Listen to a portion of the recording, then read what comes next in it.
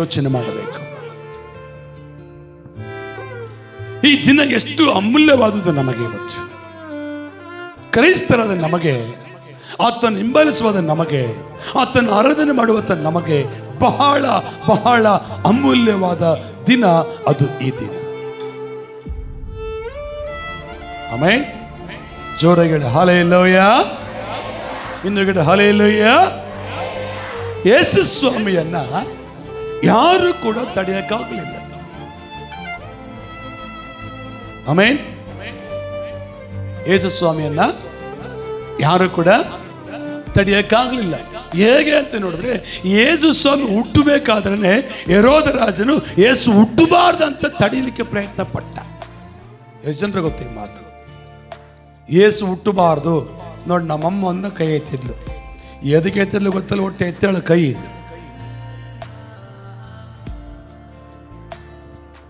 ಮತ್ತು ಅಯ್ಯಮ್ಮ ಗೊತ್ತು, ನೋಡುವ ನನಗೆ ಗೊತ್ತು. ನಿಮಗೇನು ಗೊತ್ತು? ಯೇಸು ಸ್ವಾಮಿ ಜನನ ಅಂದ್ರೆ ಹುಟ್ಟುವಾಗಲೇ ಯೇಸು ಹುಟ್ಟಬಾರ್ದು ಅಂತ ಹೆರೋದ ರಾಜನು ತಡೆ ಮಾಡಿದ. ಯಾರಿಗೆ ಗೊತ್ತು ಈ ಸ್ಟೋರಿ? ಎಲ್ಲಿ ತಡೆ ಮಾಡ್ದ?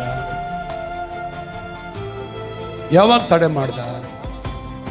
ನಾನು ರೆಫರೆನ್ಸ್ ಹೇಳಲ್ಲ, ಕೇಳಿದ್ದೇ ನೀವು ಕೇಳಿಕೆ ಅಂತ ಮರ್ತೋದ್ರೆ ಇನ್ನು ಹೇಳದಿನ ಯಾಕೆ ನಿಮಗೆ? ನಾನು ವಾಕ್ಯದ ಶಕ್ತಿ ನಿಮ್ಮೊಳಗಿರ್ಬೇಕು. ಜಗದೀಶ್ ಹೇಳಿದ್ರೆ ಸತ್ಯ, ಅಣ್ಣ ಹೇಳಿದ್ರು ಕೂಡ ಸತ್ಯ, ಮತ್ತೆ ಇನ್ನೂ ಕ್ಲಿಯರ್ ಆಗಿ ಹೇಳ್ಬೇಕು. ಯಾರು ಹೇಳ್ತಾರೆ?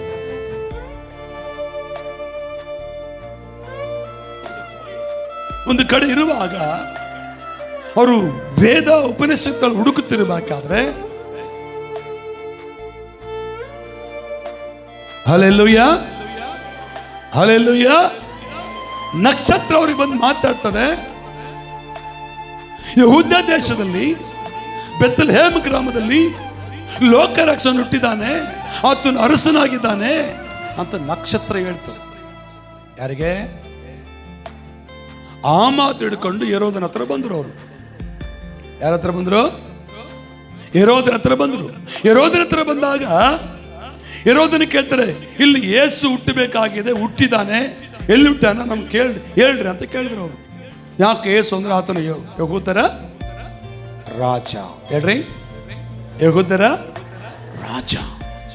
ಹಂಗಂದುಕೊಳ್ಳ ನಾನೇ ರಾಜ, ನನಗಿಂತ ದೊಡ್ಡವನು ಇನ್ಯಾರು ಹುಟ್ಟುತ್ತಾರೆ? ಕರೀರಿ. ಹುಡುಕಿದ್ರು. ಮತ್ತೆ ಅವನು ಜ್ಞಾನಿಗಳನ್ನು ಕರೆಸಿದ. ಎಲ್ಲ ಹುಡುಕಿದ. ಹುಟ್ಟಬೇಕಾದ ಎಲ್ಲಿ ಎಲ್ಲಿ ಎಲ್ಲಿ ಎಲ್ಲಿ ಎಲ್ಲಿ ಎಲ್ಲಿ? ಬೆತ್ಲೆಹೇಮಿನಲ್ಲಿ. ಎಲ್ಲಿ ಹುಡುಕಿದ್ರು, ಸಿಕ್ಕಲಿಲ್ಲ. ಹೆರೋದ ರಾಜ ಹೇಗೋ ಅವನು ಹುಟ್ಟಬಾರ್ದು ಯೇಸು ಸ್ವಾಮಿ ಅಂತೇಳಿ 2 ವರ್ಷ ಒಳಗಿರುವ ಮಕ್ಕಳನ್ನೆಲ್ಲ ಸಾಯಿಸಿದನು. ಎಷ್ಟು ಜನರಿಗೆ ಗೊತ್ತು ಈ ಸ್ಟೋರಿ? ಯಾರಿಗೂ ಗೊತ್ತಿಲ್ಲ. ಮತ್ತೆ ನಾನು ಜನನ ಕುರಿತಾಗಿ ಮಾತಾಡ್ಬೇಕೀಗ. ನಾನು ಜನನ, ಜೀವನ, ಮರಣ, ಪುನರುತ್ಥಾನ ಈ 4 ಇವತ್ತು ನಿಮ್ಮ ಹತ್ರ ಮಾತಾಡ್ತಾನೆ. ಹಲ್ಲೆಲೂಯಾ. ಯಾರಿಗೆ ಗೊತ್ತಿಲ್ಲ? ಗೊತ್ತಿಲ್ಲ? ಯಾರಿಗೆ ಗೊತ್ತಿಲ್ವಾ? ಅಲ್ಲಿ ಹೆರೋದ ರಾಜ ರೂಲ್ಸ್ ಮಾಡ್ದ, ನಮ್ಮ ದೇಶದಲ್ಲಿ 2 ವರ್ಷದ ಒಳಗಿರುವ ಮಕ್ಕಳನ್ನ ಏನ್ ಮಾಡ್ಬೇಕು? ಸಾಯಿಸಬೇಕು. ಪಾಪ ಯೇಸು ಹುಟ್ಟಬೇಕಾದ್ರೆ ಕೂಡ ಆತನಿಗೆ ತಡೆ ಮಾಡಿದ್ರು. ಹಲೋ, ಹಲ್ಲೆಲೂಯಾ ಹೇಳಿ. ಹಲ್ಲೆಲೂಯಾ. ಇನ್ನೊಂದು ಹಲ್ಲೆಲೂಯಾ. ತಡೆ ಮಾಡಿದ್ರು. ಆದ್ರೂ ಯೇಸು ಸ್ವಾಮಿ ಮರಿಯಳ ಗರ್ಭದಲ್ಲಿ ಬೆಳಿತಾನೆ ಬಂದನು. ಬೆಳೀತಾ ಬಂದಾಗ ಆತನು ಭೂಲೋಕಕ್ಕೆ ಬರಬೇಕು ಅಂದ್ರೆ ಹೆರಿಗೆ ಆಗ್ಬೇಕು, ಡೆಲಿವರಿ ಆಗ್ಬೇಕು. ಮೇಲೆ ಕಳಿಸ್ಕೊಳ್ತಾ ಇದ್ದೀರಾ? ನಮ್ಮತ್ತೆ ನಮ್ಮ ಮಾವ ಮೇಲಿದ್ದಾರೆ, ಮತ್ತೆ ಅವರೇ ಫಸ್ಟ್ ಕಳಿಸ್ಕೊಳ್ಬೇಕು. ನಮ್ಮ ಮಾವ ಕಳ್ಸ್ಕೊಂತಾನೋ ನಮ್ಮ ಅತ್ತೆ ಕಳ್ಸ್ಕೊಳ್ತಾನೋ ಗೊತ್ತಿಲ್ಲ. ಇಬ್ಬರಿಗೆ ಪ್ರಶ್ನೆ ಕೇಳ್ತಾನೆ ಲಾಸ್ಟಿಗೆ ನಾನು. ನಗರಿ. Hallelujah hallelujah. ಯೇಸು ಸ್ವಾಮಿ ಹುಟ್ಟಬೇಕಾದ್ರೆ ಕೂಡ ಆತನೊಂದು ಜಾಗ ಕೊಡಲಿಲ್ಲ. ಜಸ್ಟ್ ನಿಮ್ಗೆ ಎಕ್ಸಾಂಪಲ್ ಹೇಳ್ತಾನೆ, ಮುಖ್ಯವಾದ ಸಂದೇಶಕ್ಕೆ ಆಮೇಲೆ ಬರ್ತಾನೆ, ನಿಮ್ಗೆ ಅರ್ಥ ಆಗ್ಬೇಕಂತ ಹೇಳ್ತಾನೆ. ಜಾಗ ಕೊಟ್ರ? ಕಾನೇಸಿ ಮರಿನಲ್ಲಿ ಬರೆಸ್ಕೊಳ್ಬೇಕು ಹೆಸರು ಅಂದಾಗ ಜಾಗ ಕೊಡ್ಲಿಲ್ಲ. ಅದಕ್ಕೆ ಯೇಸು ಸ್ವಾಮಿ ಎಲ್ಲಿ ಹುಟ್ಟಿದ ಅಂತ ಹೇಳ್ತಾನೆ? ದನದ ಕೊಟ್ಟಿಗೆಯಲ್ಲಿ. ಅಂದ್ರೆ ಹುಟ್ಟಬಾರ್ದು ಆತನು. ಹುಟ್ಟಬೇಕಾದ್ರೂ ಕೂಡ ಅದ್ರ ಅಡ್ಡಿ ಇತ್ತು. ಹುಟ್ಟಬೇಕಂದ್ರೂ ಕೂಡ ತಡೆ ಮಾಡಿದ್ರು ಜಯಮ್ಮ.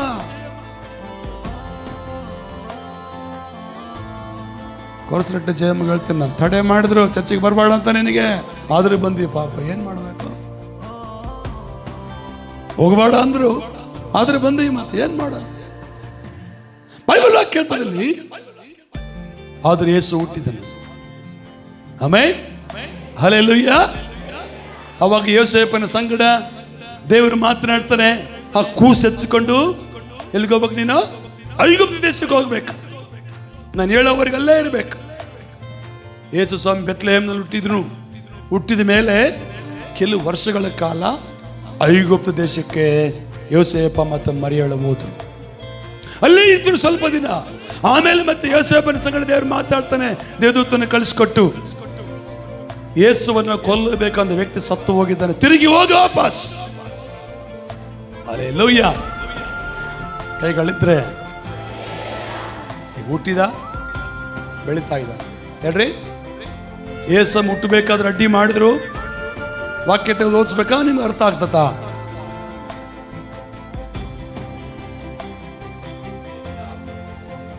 ಗಮನಿಸ್ರಿ, ಅಲ್ಲಿ ಬೈಬಲ್ ವಾಕ್ಯ ಹೇಳ್ತದೆ ಪ್ರೇರೆ, ಲೂಕನ ಸುವಾರ್ತೆಯಲ್ಲಿ ಹುಟ್ಟಬಾರ್ದು ಎಂಬುದಾಗಿ ಪ್ರಯತ್ನ ಪಟ್ಟರು, ಹುಟ್ಟಿದನು. ಈಗ ಬೆಳೀತಾ ಇದ್ದಾನೆ. ಬೆಳೀತಾ ಇದ್ರೆ ದೊಡ್ಡ ದೊಡ್ಡ ವ್ಯಕ್ತಿಗಳ ಸಂಗಡ ಮಾತನಾಡ್ತಾ ಇದ್ದಾನೆ. ಈ ಮನುಷ್ಯ, ಈ ಚಿಕ್ಕ ಮಗು ಹಾಕೋ ಪ್ರಶ್ನೆಗೆ ದೊಡ್ಡವ್ರ ಕೈಲಿ ಉತ್ತರ ಕೊಡಕ್ಕೆ ಆಗ್ತಾ ಇಲ್ಲ. ಅಲ್ಲೊಂದು ಮಾತು ಹೇಳ್ತಾರೆ, ಏನು ಗೊತ್ತಾ?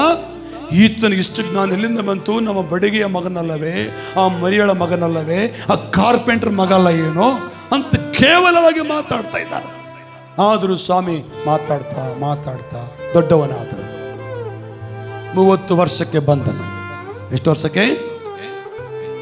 ಹಲ್ಲೆಲೂಯಾ. ಜೊರೆಗಡಿ ದೀಕ್ಷಿತನ್ ತಗೊಂಡ. 40 ದಿನ ಹಗಲು ರಾತ್ರಿ ಉಪವಾಸ ಪ್ರಾರ್ಥನೆ ಮಾಡಿದ ಮತ್ತು ವೇದ ಪರ್ಯಾಣ ತೆಗೆದುಕೊಂಡು ದೇವಾಲಯದಲ್ಲಿ, ಸೊಲೊಮೋನ ಕಟ್ಟಿ ದೇವಾಲಯದಲ್ಲಿ ಪ್ರಸಂಗ ಮಾಡಲಿಕ್ಕೆ ಪ್ರಾರಂಭಿಸಿದ. ಆತನ ಪ್ರಸಂಗ ಮಾಡಕ್ ಬಿಟ್ರ. ಹಲೋ, ಬಡವರಿಗೆ ಶುಭ ವರ್ತಮಾನ ಸಾರಲ್ಪಡ್ತದೆ, ಹಸಿದವರಿಗೆ ಅನ್ನ ಕೊಡ್ತದೆ, ಕುರುಡರಿಗೆ ಕಣ್ಣು ಬರ್ತವೆ, ಕಿವಿಡರಿಗೆ ಕಿವಿ ಬರ್ತವೆ. ಇವತ್ತು ಈ ವೇದೋಕ್ತಿ ನೆರವೇರ್ತು ಅಂದ ಕೂಡಲೇ ಅಲ್ಲಿರುವ ಜನರು ಏನ್ ಮಾಡ್ದ ಆತನ? ಹಲೋ, ಎಲ್ಲರೂ ಕೂಡ ಮಂದಿರದಿಂದ ಹೊರಗೆ ಹಾಕ್ಬಿಟ್ರು. ಈತನ ಹಿಂಗ್ ಮಾತಾಡ್ತಾನಂತೇಳಿ ಊರಾಗ ಬಿಟ್ಕೊಳ್ಳಿಲ್ಲ. ಹುಟ್ಟಬೇಕಾದ್ರೆ ಅಡ್ಡಿ ಮಾಡಿದ್ರು ಆತನಿಗೆ. Hello, hallelujah. ಬೆಳಿಬೇಕಾದ್ರೆ ಅಡ್ಡಿ ಮಾಡಿದ್ರು. ಇದೀರಾ? ಮತ್ತು ದೇವರು ದೊಡ್ಡ ಕಾರ್ಯಗಳನ್ನ ಮಾಡಬೇಕಾದ್ರೂ ಕೂಡ ಅಡ್ಡಿ ಮಾಡಿದ್ರು. ಯೇಸುವನ್ನ ಹುಟ್ಟುವುದಕ್ಕೆ ಯಾವ ತಡೆಗಟ್ಟಲಿಕ್ಕೆ ಆಗಲಿಲ್ಲ. ಆಮೆನ್. ಹಲ್ಲೆಲೂಯಾ. ಹೇಳಿಗಟ್ಟ ಹಲ್ಲೆಲೂಯಾ. ಯೇಸು ಸ್ವತಃ ಹೇಳ್ತಾನೆ, ನಾನು ನನ್ನ ಪ್ರಾಣವನ್ನು ಕೊಡುತ್ತೇನೆ. ಆತನ ಪ್ರಾಣ ಕೊಡ್ಲಿಕ್ಕೆ ಕೂಡ ಯಾರು ತಡೆ ಇಲ್ಲ. ಕಲ್ವಾರಿ ಶಿಲುಬೆ ಮೇಲೆ ಎಲ್ಲ ಅವಮಾನ ಸಹಿಸಿಕೊಂಡು, ಎಲ್ಲ ನಿಂದೆಯನ್ನು ಭರಿಸಿಕೊಂಡು, ಎಲ್ಲ ಕಷ್ಟವನ್ನು ಸಹಿಸಿಕೊಂಡು, ಎಲ್ಲ ನೋವನ್ನು ಸಹಿಸಿಕೊಂಡು, ತೇಲಾಡುತ್ತಾ 7 ಮಾತುಗಳನ್ನು ಮಾಡಿ ಕೊನೆಯದಾಗಿ ಪ್ರಾಣವನ್ನು ಅರ್ಪಿಸಿದರು. ಅಂದ್ಕೊಂಡ್ರು ಇನ್ನು ಯೇಸು ಹೆಂಗೋ ಮಾಡಿ ಹುಟ್ಟಬಾರ್ದು ಅನ್ಕೊಂಡಿವಿ, ಹುಟ್ಟುಬಿಟ್ಟ. ದೊಡ್ಡವನ್ನು ಆಗಿ ಬೆಳಿತಿರ್ಬೇಕಾದ್ರೆ ಅಡ್ಡಿ ಮಾಡಿದ್ವಿ, ಅದು ಆಗ್ಲಿಲ್ಲ, ಇವು ಸಾಯಿಸ್ಬಿಟ್ವಿ, ನಮ್ಮ ಕತೆ ಮುಗೀತು ಅನ್ಕೊಂಡ ಸೈತಾನ. ಹಲ್ಲೆಲೂಯಾ. ಇಲ್ಲಿ ನೋಡ್ರಿ, ನಾನು ನೋಡ್ರಿ, ಆಮೇಲೆಲ್ಲ ವಾಕ್ಯ ಪ್ರಪಂಚ ಕೊಡ್ತಾನೆ. ಸತ್ತು ಬಿಟ್ಟಲ್ಲ ಏ ಸ್ವಾಮಿ, ಇನ್ನು ಆಯ್ತು ನಮ್ಮ ಕತೆ, ಖುಷಿ ಖುಷಿ. ಹಲ್ಲೆಲೂಯಾ. ಸತ್ತು ಮತ್ತೆ 3ನೇ ದಿನದಲ್ಲಿ ಎದ್ದು ಬಂದನು. ಹಲ್ಲೆಲೂಯಾ. ಆತನ ಜನನವನ್ನು ಯಾರು ತಡೆ ಮಾಡಕ್ಕಾಗ್ಲಿಲ್ಲ, ಆತನ ಜೀವನವನ್ನು ಯಾರು ತಡೆ ಮಾಡಕ್ಕಾಗ್ಲಿಲ್ಲ, ಆತನ ಮರಣವನ್ನು ಕೂಡ ಯಾರು ತಡೆ ಮಾಡಕ್ಕೆ.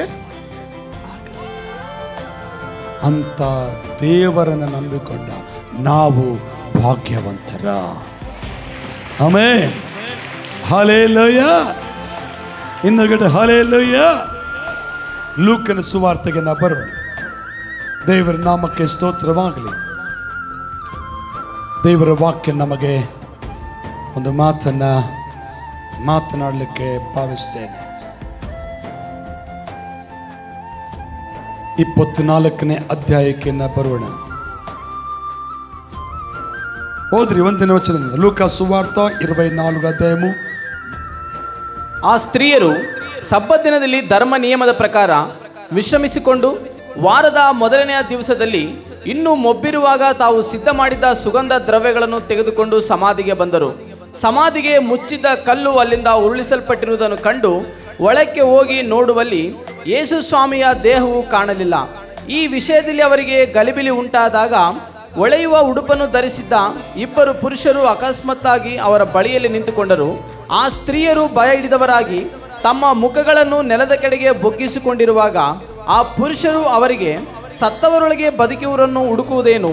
ಆತನು ಇಲ್ಲಿ ಇಲ್ಲ, ಎದ್ದಿದ್ದಾನೆ. ಆತನಿನ್ನು ಗಲಿಲಾಯದಲ್ಲಿದ್ದಾಗ ಮನುಷ್ಯಕುಮಾರನು ಪಾಪಿಗಳಾದ ಮನುಷ್ಯರ ಕೈಗೆ ಒಪ್ಪಿಸಲ್ಪಟ್ಟು ಶಿಲುಬೆಗೆ ಹಾಕಲ್ಪಟ್ಟು 3ನೆಯ ದಿನದಲ್ಲಿ ಎದ್ದು ಬರುವುದು ಅಗತ್ಯವೆಂದು ನಿಮಗೆ ಹೇಳಿದ್ದನ್ನು ನೆನಪಿಗೆ ತಂದುಕೊಳ್ಳಿರಿ ಎಂದು ಹೇಳಿದರು. ದೇವರ ನಾಮಕ್ಕೆ ಸ್ತೋತ್ರವಾಗಲಿ. ಪ್ರಾರ್ಥನೆ ಮಾಡಿಕೊಳ್ಳೋಣ. ನಮ್ಮನ್ನು ಬಹಳವಾಗಿ ಪ್ರೀತಿಸುವಂತ ನಮ್ಮ ಪ್ರಿಯ ಪರಲೋಕದ ತಂದೆ, ಈ ಮಧ್ಯಾಹ್ನ ಕಾಲ ಸಮಯ ನಿನ್ನ ಪವಿತ್ರ ಪಾದದ ಕೆಳಗಡೆ ನಾನು ಬರ್ತಾ ಇದ್ದೇನೆ. ಇಲ್ಲಿ ಮಾತನಾಡುವಂತ ಮಾತುಗಳು ನನ್ನ ಮಾತುಗಳಾಗಿ ಬೇಡ ಪ್ರಭು, ಅವು ನಿನ್ನ ಮಾತುಗಳಾಗಿ ಮಾತನಾಡಬೇಕೆಂಬುದಾಗಿ ಬೇಡಿಕೊಳ್ಳುತ್ತೇನೆ. ಪುನರುತ್ಥಾನ ದಿನವು ಬಹಳ ಶ್ರೇಷ್ಠವಾದದ್ದು ಎಂಬುದಾಗಿ ತಿಳುಕೊಳ್ಳುವಂತ ಜ್ಞಾನ ಕೊಡು. ಯೇಸುವಿನ ನಾಮದಲ್ಲಿ ವಾಕ್ಯ ಕೇಳಿಸಿಕೊಳ್ಳುವ ಮಕ್ಕಳಿಗೆ ಸಮಾಧಾನ, ಆಶೀರ್ವಾದ, ಕೃಪೆಯ ಬಾಗಿಲು ತೆರೆಯ ಮಾಡು. ಯೇಸು ನಾಮದಲ್ಲಿ ತಂದೆಯೇ, ಎಲ್ಲರೂ ಒಟ್ಟಾಗಿ ಆಮೆನ್. ఆదివారమున తెల్లవారు చుండగా ఆ స్త్రీలు తాము సిద్ధపరిచిన సుగంధ ద్రవ్యములను తీసుకొని సమాధి యొద్దకు వచ్చి సమాధి ముందర ఉండిన రాయి దొరలించి బండి ఉండుచ చూచి లోపలికి వెళ్ళిరు గాని ప్రభు అయిన యేసు దేహము వారికి కనపడలేదు. ఇందును గూర్చి వారికేమూ తోచకుండగా ప్రకాశమైన వస్త్రములు ధరించిన 2 మనుషులు వారి యొద్ద నిలబడిరి. వారు భయపడి ముఖములను నేలము పీండగా, మీరు సజీవుడైన వానిని మీరెందుకు మృతులలో వెతుకుచున్నారు? ఆయన ఇక్కడ లేడు, ఆయన లేచి ఉన్నాడు. ఆయన ఇంకా గలిలీలో ఉండినప్పుడు మనుష్య కుమారుడు పాపిష్ఠులైన మనుషుల చేతికి అప్పగింపబడి సిలువ వేయబడి 3వ దినమందు లేవవలసి ఉన్నది. ఆయన మీతో చెప్పిన మాట ಜ್ಞಾಪಕము చేసుకొనిడి ವಾರಿతో ಅನಿರಿ. Thank you. ದೇವರಿಗೆ ಮಹಿಮೆಯಾಗಲಿ. ಕರ್ತನ ವಾಕ್ಯ ಹೇಳಿದೆ, ಯೇಸು ಕ್ರಿಸ್ತನು ಸತ್ತು 3ನೇ ದಿನದಲ್ಲಿ ಎದ್ದು ಬರ್ತಾನೆ ಎಂಬುದಾಗಿ ಗೊತ್ತಿದ್ರು ಸಹ ಇವರು ಮರೆತು ಹೋಗಿ ಹೇಳ್ತಾ ಇದ್ದಾರೆ, ಸಮಾಧಿಯ ಬಳಿಗೆ ಹೋಗಿದ್ದಾರೆ. ಎಲ್ಲಿ ಹೋಗಿದ್ದಾರೆ? ಸಮಾಧಿಯ ಬಳಿಗೆ ಹೋಗಿದ್ದಾರೆ. ಏನ್ ತಗೊಂಡು ಹೋಗಿದ್ದಾರೆ? ಸುಗಂಧ ದ್ರವ್ಯವನ್ನು ತೆಗೆದುಕೊಂಡು ಹೋಗಿದ್ದಾರೆ. ಈಗ ನಾವು ನಮ್ಮ ಪದ್ಧತಿ ಪ್ರಕಾರವಾಗಿ 3 ದಿನದಲ್ಲಿ ಏನ್ ತಗೊಂಡು ಹೋಗ್ತೇವೆ? ಯಾರನ್ನ ಸತ್ರ ಏನ್ ತಗೊಂಡು ಹೋಗ್ತಾರೆ?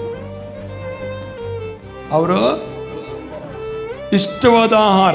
ಎಲ್ಲರೂ ಅಮೆರಿಕದಲ್ಲ ನೋಡ್ತಾ ಇದ್ದಾರೆ.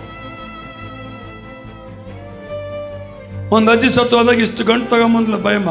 ಯಾಕೆ ತಗೊಂಡು ಚಿಕ್ಕಮ್ಮ ಅಂದ್ರೆ ನಾ ಸ್ಪಡಿ ಅಂದ್ರೆ ಬಹಳ ಇಷ್ಟ, ಅದಕ್ಕೆ ತಿಕ್ಕಲಿ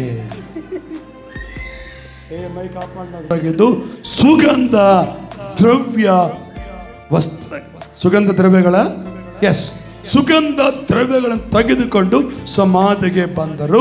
ಸಮಾಧಿಗೆ ಮುಚ್ಚಿದ ಕಲ್ಲು ಅಲ್ಲಿಂದ ಉರುಳಿಸಲ್ಪಟ್ಟಿರುವುದನ್ನು ಕಂಡು ಒಳಕ್ಕೆ ಹೋಗಿ ನೋಡುವಲ್ಲಿ ಯೇಸು ಸ್ವಾಮಿಯ ದೇಹವು ಅವರಿಗೆ ಹೇಳ್ರಿ ಕಾಣಲಿಲ್ಲ. ನಾನು ಫಸ್ಟ್ ಓದ್ತೇನೆ, ಅವರಿಗೆ ಅಂದಾಗ ನೀವು ಹೇಳಬೇಕು ಕಾಣಲಿಲ್ಲ ಅಂತ. ಹೇಳ್ತೀರಾ? ಎಷ್ಟು ಹೇಳ್ತೀರಾ? ಸಮಾಧಿಗೆ ಮುಚ್ಚಿದ ಕಲ್ಲು ಅಲ್ಲಿಂದ ಉರುಳಿಸಲ್ಪಟ್ಟಿರುವುದನ್ನು ಕಂಡು ಒಳಕ್ಕೆ ಹೋಗಿ ನೋಡುವಲ್ಲಿ ಯೇಸು ಸ್ವಾಮಿಯ ದೇಹವು ಅವ್ರಿಗೇನಿಲ್ಲ ಅಂತಾರೆ. ನೀವು ಹೇಳಿದ್ರ ಹಂಗಂತ? ಇನ್ನೊಂದು ಸರಿ ಓದ್ತಾನೆ. ಸಮಾಧಿಗೆ ಮುಚ್ಚಿದ ಕಲ್ಲು ಅಲ್ಲಿಂದ ಉರುಳಿಸಲ್ಪಟ್ಟಿರುವುದನ್ನು ಕಂಡು ಒಳಕ್ಕೆ ಹೋಗಿ ನೋಡುವಲ್ಲಿ ಯೇಸು ಸ್ವಾಮಿಯ ದೇಹವು ವಾವ್ ಕಾಣಲಿಲ್ಲ. ಅವರಿಗೆ ಕಂಡಲ್ಲ, ನಮಗೆ ಹೆಂಗಪ್ಪ ಕಾಣಲಿಲ್ಲ. ಹಂಗಂದ ಭಯ ಆಗ್ತೈತಲ್ಲ ಮರಕ, ನಮಗೆ ಮರಕ ಮಾತಾಡ್ಸಿ ಭಯ ಆಗ್ತೈತಿಲ್ಲಮ್ಮ. ಈಗ ನಾವು ನಿನ್ನೆ ಮಣ್ಣು ಮಾಡಿ ಬಂದಿವಿ, 3 ದಿನದ ತಗೊಂಡು ಹೋಗಿವಿ. ಅವೆಲ್ಲ ಇವು ಎಲ್ಲ ಅನ್ಕೊಳ್ಳಿ ಸುಮ್ಮನೆ ಸದ್ಯ ಎಲ್ಲ ಓಪನ್ ಆಗೈತೆ, ಬರೇ ಕುಣಿ ಐತೆ. ನಮ್ಗೆ ಹೆಂಗಿರ್ತದೆ ಅವಾಗ? ಎಷ್ಟು ಭಯ ಆಗ್ತದೆ, ಬಹಳ ಭಯ ಆಗ್ತದೆ. ಹಲ್ಲೆಲೂಯ ಹೇಳಿ, ಹಲ್ಲೆಲೂಯ. ಎಲ್ಲರ ಮನಸ್ಸಲ್ಲಿ ಅಲ್ಲೇ ಇರ್ತದೆ ಸಮಾಧಿ, ಅಲ್ಲೇ ಇರ್ತದೆ ಬಾಡಿ ಅನ್ಕೊಂಡು ಹೋಗ್ತೇವೆ ನಾವು. ಒಂದೇಳೆ ಎಲ್ಲ ಓಪನ್ ಮಾಡಿ ಅಲ್ಲಿ ಏನಿಲ್ಲ, ಬೇರೆ ಮಣ್ಣು ಐತೆ ಅಂದ್ರೆ ನಮ್ ದಿಗಿಲ್ ಹೆಂಗಿರ್ತದಮ್ಮ ಜೊತೆ ಮಕ್ಕ, ಬಹಳ ದಿಗಿಲಿರ್ತದೆ. ನಿಮ್ಮ ತಮ್ಮ ತೀರೋಗಿದ್ದ 3 ದಿನದ ಹೋಗಿದ್ದ? ಹೋಗಿ ಓಕೆ, ಒಳ್ಳೇದಾಗ್ತದೆ. ಹೋಗಲಾರ್ದ ಕೇಳಬಾರ್ದು. ಗಮನಿಸ್ರಿ, ಅಲ್ಲಿ ನೋಡ್ತವೆ ಸಮಾಧಿಗೆ ಮುಚ್ಚಲ್ಪಟ್ಟ ಕಲ್ಲು ತೆಗೆದಿರೋದನ್ನ ನೋಡಿ ಒಳಗೋಗಿ ನೋಡ್ತಾರೆ. ನಾವು ಇಳಿತೇವೆ ಪುಣ್ಯಕ್ಕ ಅಮ್ಮ. ಒಂದು ಇಳಿದ್ರೆ ಏನ್ ಮಾಡ್ತಾರೆ? ಇಳಿಬೇಡಪ್ಪ ಅಂತಾರೆ. ಇವ್ರು ಹೆಣ್ಮಕ್ಕಳು, ಸ್ತ್ರೀಯರು ಒಳಕ್ಕೆ ಹೋಗಿ ನೋಡಿದಂತ ಬೈಬಲ್ ವಾಕ್ಯ ಇರ್ತದೆ. ಆದ್ರೆ ಯೇಸು ಸ್ವಾಮಿ ದೇಹ ಅವರಿಗೆ ಏನಾಗ್ಲಿಲ್ಲ, ಕಾಣಲಿಲ್ಲ. ಈ ವಿಷಯದಲ್ಲಿ ಅವರಿಗೆ ಏನುಂಟಾಯ್ತು? ಗಲ್ಲಿ ಬಿಲ್ಲಿ ಎತ್ತವ ಲೆಂಕಟಮ್ಮಜ್ಜೆ ಈ ಭಾಷೆ ಅಜ್ಜಿದ, ಅದಕ್ಕೆ ಗಲ್ಲಿ ಬಿಲ್ಲಿ ಅಂತ. ಏನಾದ್ರೂ ಸಮಸ್ಯೆ ಬಂದ್ಬಿಟ್ರೆ ಅಜ್ಜಿ ಬರ್ತಾಳೆ, ಸಾರ್ ನನಗೆ ಗಲ್ಲಿ ಬಿಲ್ಲಿ ಆಗ್ತದೆ ಅಂತಾಳೆ. ನಾನು ಅಜ್ಜಿ ಮಖನ ನೋಡ್ತಿರ್ತೇನೆ ನನ್ನ ಮಾತು. ಇಲ್ಲಿ ಕೂಡ ಅವರಿಗೆ ಗಲ್ಲಿ ಬಿಲ್ಲಿ ಆಗಿದೆ. ಹಲ್ಲೆಲೂಯ ಹೇಳುತ್ತೆ, ಹಲ್ಲೆಲೂಯ. ಅಜ್ಜಿ ಇದ್ದಾಳ, ಹೊರಗೆ ಹೋಗ್ಬಿಟ್ಟಾಳ, ಒಳಗೆ ಕಳ್ಸ್ಕೊಡ್ರಿ ಅಜ್ಜಿನ. ಇಲ್ಲೇನಾಗಿದೆ ಅವರಿಗೆ? ಗಲಿಬಿಲಿ ಹೆಂಗಿರ್ತದೆ? ಒಂದು ಆಕ್ಷನ್ ತೋರಿಸಿದ್ವಿ. ಗಲಿಬಿಲಿ ಹೆಂಗೆ? ನಮ್ಗೆ ಯಾರು ಗಲಿಬಿಲಿ ಆಗಿದ್ದಂಗಿಲ್ಲ. ಏನ್ ಮಾತಾಡ್ಬೇಕೋ ಬರಲ್ಲ, ಯಾರಿಗೆ ಏನ್ ಹೇಳ್ಬೇಕು ಅರ್ಥ ಆಗಲ್ಲ, ನಾವ್ ಇಲ್ಲಿ ಇರ್ಬೇಕೋ ಇರಬಾರ್ದು ಅರ್ಥ ಆಗಲ್ಲ. ಏನ್ ದಿಕ್ಕದೋ ಸರಾಗಿರ್ತೀವಿ, ಮಂಕ್ ಬಡ್ದಂಗೆ ಇರ್ತೀವಿ. ಅದನ್ನ ಗಲಿಬಿಲಿ ಅಂತಾರೆ. ಆದ್ರೆ ಅವರ ಗಲಿಬಿಲಿ ಆಗಿರುವುದನ್ನ ಯಾರು ನೋಡಿದ್ರು? ಯಾರು ನೋಡಿದ್ರು? ಜೋರಾಗಿ ಹೇಳಿ, ಹಲ್ಲೆಲೂಯ. ಏಸಪ್ಪ, ಈ ಕೈ ಕೊಟ್ಟಿಯಲ್ಲ ಸ್ವಾಮಿ, ಅದಕ್ಕೆ ಕೈ ಎತ್ತ ಅಲ್ಲದೆ ಹೇಳ್ತಾನೆ. ಏಸಪ್ಪ, ಈ ಕೈ ಕೊಟ್ಟಿಯಲ್ಲಪ್ಪ, ಅದಕ್ಕೆ ಕೈ ಎತ್ತ ಅಲ್ಲದೆ ಹೇಳ್ತೇನೆ. 2 ಕೈ ಕೊಟ್ಟಿಲ್ಲಪ್ಪ, ಬಾಯಿ ಮುಚ್ಕೊಂಡಿರ್ತೇನೆ. ಹಲ್ಲೆಲೂಯ. ಇದೀರಾ? ದೇವ್ರ ವಾಕ್ಯ ಹೇಳ್ತದೆ, ಸ್ವಾಮಿ ಮಾತಾಡ್ತಾ ಅದರಲ್ಲಿ ದೇವದೂತನು ಅವ್ರಿಗೆ ಕಾಣಿಸ್ಕೊಳ್ತಾನೆ. ಇನ್ನು ಸ್ವಲ್ಪ ಹೊತ್ತಾದ್ರೆ ಹಾರ್ಟ್ ಅಟ್ಯಾಕ್ ಆಗಿಬಿಡ್ತದೆ ಅವರಿಗೆ. ಗಲಿಬಿಲಿ ಆದ ಗುಂಡಿ ಜಾಸ್ತಿ ಹೊಡ್ಕೊಂತಿರ್ತದೆ. ನೀವು ಬೇಕಾದ್ರೆ ಅವಾಗ ಗಲಿಬಿಲಿ ಮಾಡ್ಕೊಂಡು ನೋಡ್ರಿ. ಸಡನ್ಲಿ ಯಾವುದೋ ಸುದ್ದಿ ಕೇಳಿದಾಗೆ ನಿಮ್ ಗುಂಡಿ ಹೊಡ್ಕೋದು ನೋಡ್ರಮ್ಮ. ಇಂಥ ಸನ್ನಿವೇಶ ಯಾರಿಗಾಗಿದೆ? ನೀನೇ ನಮ್ಮ ಹೆಂಡ್ತಿಗಾಯ್ತು. ನಾನು ಸುಮ್ಮನೆ ಹೋಗಿ ಹಿಂದ್ಗಡೆ ಏನೋ ಮಾತಾಡೋದು ಎಗ್ರಿ ಬಿದ್ದುಬಿಟ್ರೆ ನೀವು ಮನೆಗೆ ಅಡಿಗಿರಮ್ನಾಗದ್ರೆ ನಾನೇನು, ಮತ್ತೆ ನಮ್ಮ ಮಗಳು ಕೆಂಚಮ್ಮ ಅಲ್ಲೇ ಇದ್ದಾರೆ, ನಮ್ಮ ಹೆಂಡ್ತಿ ಅಲ್ಲೇ ಇದ್ದಾರೆ, ನಾನು ಅಲ್ಲೇ ಇದ್ದೇನೆ. ಯಾವ ದಿಗಲಾಗಿದ್ಲ ಗೊತ್ತಿಲ್ಲ, ಅಂದ ಅಷ್ಟೇ ಹಂಗಾಗಿರ್ಬಿಟ್ಲ. ಕೆಂಚಮ್ಮ ಸುಮ್ಕಿರ್ತಾಳ ಅಂದಾಕ್ಬಿಟ್ಲ. ನೀಕೇ ಮಚ್ಚಿಂದಮ್ಮ ಅಂದೆ. ನಿನಗೇನಾಯ್ತಮ್ಮ ಅಂತ ಕೇಳಿದೆ. ಅಮ್ಮ ಎಗ್ರಿ ಪಡಿದ್ವಿ ಸಾರ. ಹಲ್ಲೆಲೂಯ. ಎಷ್ಟು ಚೆನ್ನಾಗಿ ನಗ್ತಾರೆ ನೋಡಿದ್ರು. ಕೆಂಚಮ್ಮದ ನಗ್ತಾರೆ, ನಾನು ಅದನ್ನ ನಗುವಲ್ರಿ ನೀವು. ಎಲ್ಲರಿಗೆ ಗಿಡ್ರ ಅಂತಾನೆ ಭಾಳ ಇಷ್ಟ ರೀ. ಗಿಡ್ರ ಬುದ್ಧಿ ಹೆಚ್ಚಾಗಿರ್ತಲ್ಲ, ಅದಕ್ಕೆ ಅವ್ರು ಇಷ್ಟ. ಅವರಂತ ಬುದ್ಧಿವಂತರು ಪ್ರಪಂಚದಾಗ ಯಾರು ಇರಂಗಿಲ್ಲ. ಜಕ್ಕಾಯ ಎಂತ ಬುದ್ಧಿವಂತ ಗೊತ್ತಾ? ಎಂತ ಬುದ್ಧಿವಂತ ಜಕ್ಕಾಯ? ಏಸಮ್ ನೋಡಕ್ ಆಲ್ಮಾರ ಹತ್ತಿದ. ದಾವಿದಂತ ಬುದ್ಧಿವಂತ ಗೊತ್ತಾ? ಎಲ್ಲರ ಕತ್ತಿ ಗಡಾಗೋದು ಯುದ್ಧ ಮಾಡಿದ್ರೆ ಕಲ್ಲು ತಗೊಂಡು ಯುದ್ಧ ಮಾಡಿದ ಅವನು.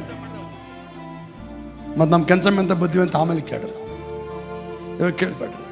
ಓಕೆ, ವಾಕ್ಯದ ಕಡೆಗೆ ಬರ್ತಾರೆ. ಗಮನಿಸ್ರಿ, ಇಲ್ಲಿ ಯೇಸು ಸ್ವಾಮಿಯ ದೇಹವು ಅವರಿಗೆ ಕಾಣದ ಇದ್ದಾಗ, ಅಂದ್ರೆ ಎಲ್ಲ ನಗ್ತಾರೆ, ಗಿಡ್ಡೆಲ್ಲ ನಗತ್ತಾರೆ. ನಮ್ಮ ಬಗ್ಗೆ ಮಾತಾಡೋಣ, ನನ್ನ ಹೆಸರು ಹೇಳಿದ್ರೆ ಬೇಸುತ್ತೆ ಅನ್ಕೊಳ್ತೇನೆ. ನಿಮ್ಮ ಹೆಸರು ಒಂದಿವ್ಸ ಹೇಳ್ತೇನೆ. ಓಕೆ, ವಾಕ್ಯದ ಕಡೆ ಬರೋಣ. ಅವರ ಗಲಿಬಿಲಿ ನೋಡಿ ಇವ್ರು ಏನಾದ್ರು ಅನಾಹುತಕ್ಕೆ ಒಳಪಟ್ರೆ ನನ್ನ ನಾಮಕ್ಕೆ ಅವಮಾನ ಆಗ್ತದೆ, ನನ್ನ ಹೆಸರಿಗೆ ಅಪಕೀರ್ತಿ ಆಗ್ತದೆ ಎಂಬುದಾಗಿ ಕೂಡಲೇ ದೇವದೂತರು ಕಾಣಿಸ್ಕೊಂಡ್ರು ಅವರಿಗೆ. ಹಲ್ಲೆಲೂಯಾ. ಏನುಂಟಾದಾಗ ಹೇಳಿ, ನಿಮಗೆ ಗಲಿಬಿಲಿ ಆದಾಗ ನಿಮ್ಮ ಪಕ್ಕದಲ್ಲಿ ಗಂಡ ಕೂಡ ಜಲ್ದಿ ಬರೋಲ್ಲಮ್ಮ.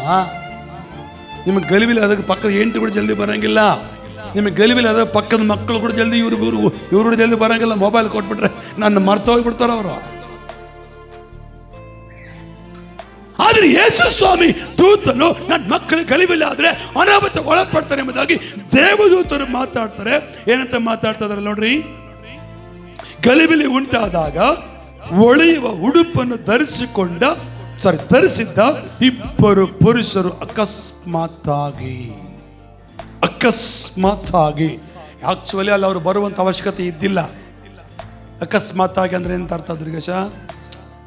ಅಂದ್ಕೊಂಡೇ ಇಲ್ಲ, ಆಗಿಬಿಟ್ಟದ ಅಂತಾರೆ ನೋಡು, ಅದು ಅಲ್ಲಿ ದೇವದೂತರು ಬರಬೇಕಾದ ಸನ್ನಿವೇಶ ಇದ್ದಿಲ್ಲ. ಯಾಕೆ ಬರಬೇಕಾಯ್ತಲ್ಲಿ? ವಾ, ನಮ್ಮ ಅಕ್ಕ ಚಪ್ಪಳ ತಟ್ರಿ.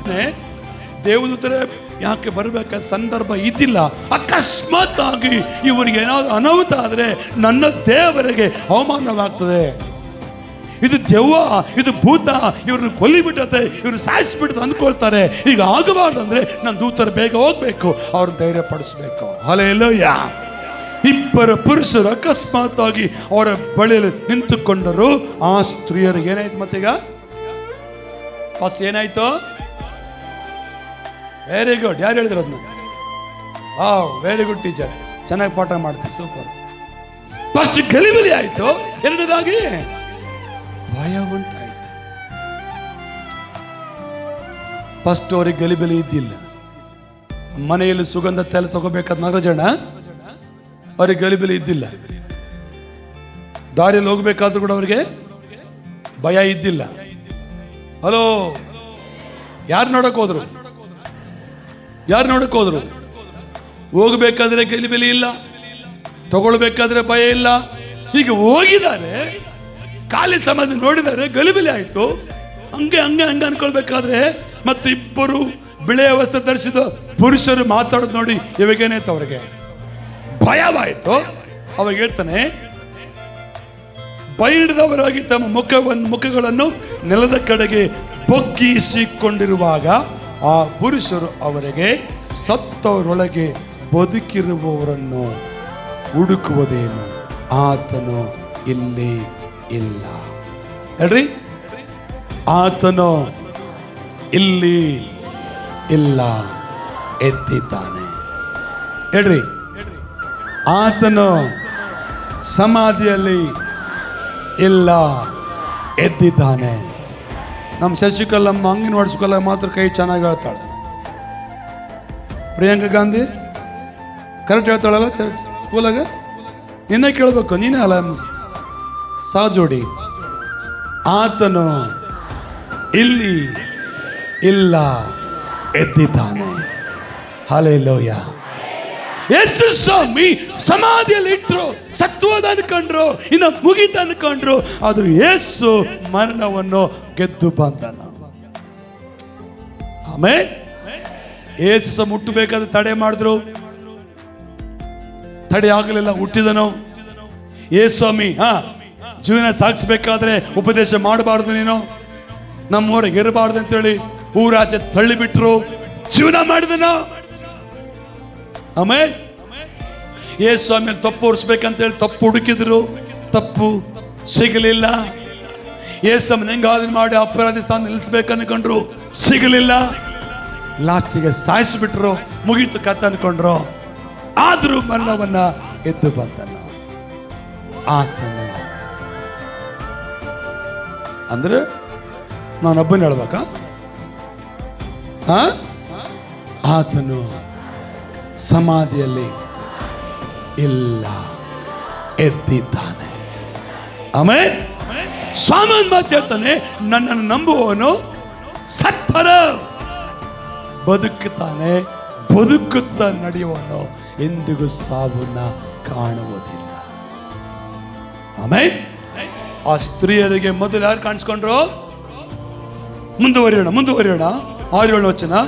ಆತನು ಇನ್ನು ಗಲಿಲಾಯದಲ್ಲಿದ್ದಾಗ ಮನುಷ್ಯಕುಮಾರನು ಪಾಪಿಗಳಾದ ಮನುಷ್ಯರ ಕೈಗೆ ಒಪ್ಪಿಸಲ್ಪಟ್ಟು ಶಿಲುಬೆಗೆ ಹಾಕಲ್ಪಟ್ಟು 3ನೇ ದಿನದಲ್ಲಿ ಎದ್ದು ಬರುವುದು ಅಗತ್ಯವೆಂದು ನಿಮಗೆ ಹೇಳಿದ್ದನ್ನು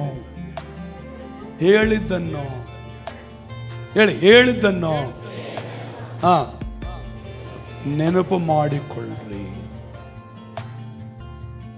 ಅವತ್ತು ಹೇಳಿನಲ್ಲಮ್ಮ ನಿಮಗೆ ಅಂತಾರಲ್ಲ, ಹಿಂಗಿರ್ಬೇಕಂತ ಅವತ್ತು ಹೇಳಿನಲ್ಲ, ನೀವು ಯಾಕೆ ಮರೆತು ಹೋಗ್ತೀರಿ? ನೆನಪು ಮಾಡಿಕೊಳ್ಳ್ರಿ. ಮನುಷ್ಯ ಕುಮಾರನು ಪಾಪಿಗಳ ಕೈಗೆ ಒಪ್ಪಿಸಲ್ಪಟ್ಟು ಸಾಯಿಸ್ತಾರೆ, ಕೊಲ್ತಾರೆ ಅಂತ ಹೇಳಿದ ಮಾತು ನೆನಪು ಮಾಡಿಕೊಳ್ಳ್ರಿ ಅಂತ ಬಾಧೆ ಪಟ್ಟು ನೆನಪಿಗೆ ತಂದುಕೊಳ್ಳ್ರಿ ಎಂದು ಹೇಳಿದರು. ಸ್ತ್ರೀಯರು ಆ ಮಾತುಗಳನ್ನು ನೆನಪಿಗೆ ತಂದುಕೊಂಡು ಸಮಾಧಿ ಬಳಿಯಿಂದ ಹಿಂತಿರುಗಿ ಹೋಗಿ ಆ ಸಂಗತಿಗಳನ್ನೆಲ್ಲ 11 ಮಂದಿ ಶಿಷ್ಯರಿಗೆ ಉಳಿದವರೆಲ್ಲರಿಗೂ ತಿಳಿಸಿದರು. ಹಾಲೆಲೂಯ ಹೇಳಿ, ಹಾಲೆಲೂಯ. ಯೇಸು ನನಗಾಗಿ ಹುಟ್ಟಿದನು. ಮಾತಾಡ್ಬೇಕು. ಯೇಸು ನನಗಾಗಿ ಬದುಕಿದ್ದನು. ಯೇಸು ನನಗಾಗಿ ಸತ್ತನು. ಯೇಸು ನನಗಾಗಿ ಎದ್ದು ಬಂದನ. ನಾನೇ ಧನ್ಯನು, ನಾವೇ ಧನ್ಯರು. ಹಾಲೆಲೂಯ. ನನಗಾಗಿ ಯಾರು ಹುಟ್ಟದಿದ್ರು, ನನಗಾಗಿ ಯಾರು ಕಷ್ಟ ಪಡೆದಿದ್ರು, ನನಗಾಗಿ ಯಾರು ಪ್ರಯಾಸ ಪಡೆದಿದ್ರು, ನಾನು ಏಸಪ್ಪ ನನಗಾಗಿ ಕಷ್ಟಪಟ್ಟಿದ್ದಾನೆ, ಏಸಪ್ಪ ನನಗಾಗಿ ಸತ್ತಿದ್ದಾನೆ, ಏಸಪ್ಪ ನನಗಾಗಿ ಎದ್ದು ಬಂದಿದ್ದಾನೆ. ಅಂದ್ರೆ ನಮ್ಮ ಶಿಲ್ಪ ಅಂತಾಳೆ, ನಾನು ವಾಲಂಟಿಯರ್, ನಾನು ಯಾಕೆ ಚಪ್ಪಳ ತಟ್ಟಲಿ ಅಂತ. ನಾನಂದ್ರೆ ಏನು ಅನ್ಕೊಂಡ್ಬಿಟ್ಟಿ ಸರ್, ನಾನು ಬಾಕ್ಲಾಗಿರ್ತಲ್ಲ ಕೇಳಿದ್ರೆ ಯೇಸು ಕ್ರಿಸ್ತನು ನನ್ನ ಪಾಪವನ್ನ ಶಿಲುಬೆ ಮೇಲೆ ಹೊತ್ತುಕೊಂಡಿದ್ದ, ನನ್ನ ಶಾಪವನ್ನ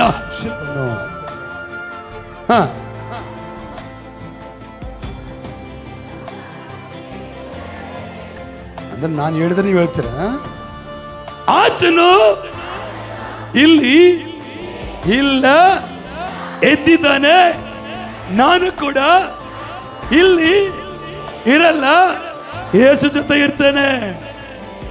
ಆಮೇಲೆ ಹಲ್ಲೆಲೂಯ. ದೇವರ ವಾಕ್ಯ ಹೇಳ್ತದೆ, ಆ 3 ಸ್ತ್ರೀಯರಿಗೆ ಕಾಣಿಸ್ಕೊಂಡ ಯೇಸಪ್ಪ ನಿನಗೂ ಕಾಣಿಸ್ಕೊಳ್ತಾನೆ. ಆ 3 ಸ್ತ್ರೀಯರ ಸಂಗಡ ಮಾತಾಡಿದ ಯೇಸಪ್ಪ ನಿನ್ನ ಸಂಗಡ ಕೂಡ ಮಾತಾಡ್ಲಿಕ್ಕೆ ಭಾವಿಸ್ತಾನೆ. ಆಮೇಲೆ ಹಲ್ಲೆಲೂಯ. ದೇವರ ವಾಕ್ಯ ಹೇಳ್ತದೆ.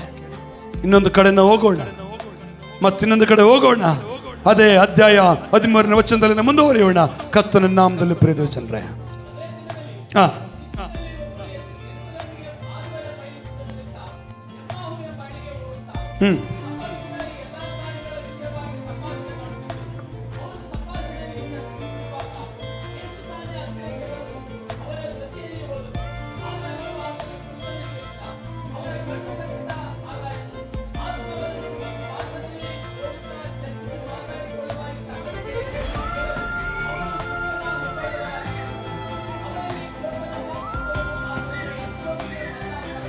ಎಂದು ನಿರೀಕ್ಷಿಸಿಕೊಂಡಿದ್ದವು. ಇದು ಮಾತ್ರವಲ್ಲದೆ ಆ ಕಾರ್ಯಗಳು ನಡೆದು ಇವತ್ತು 3ನೆಯ ದಿನ